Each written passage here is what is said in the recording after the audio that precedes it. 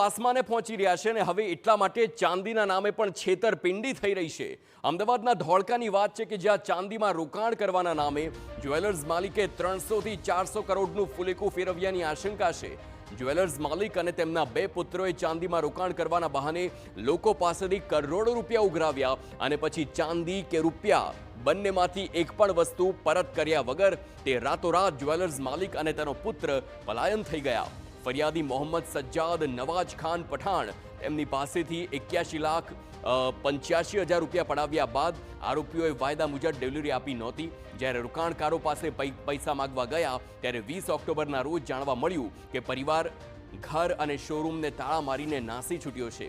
ફરિયાદી સિવાય અન્ય કેટલાય લોકો પણ આ ઠગાઈનો ભોગ બન્યા છે, તે પણ હવે જોવું રહ્યું।